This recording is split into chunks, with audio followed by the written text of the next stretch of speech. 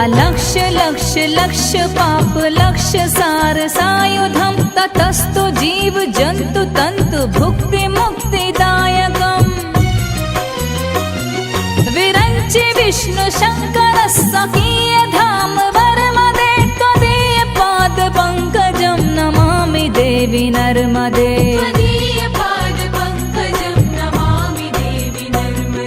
Namami Devi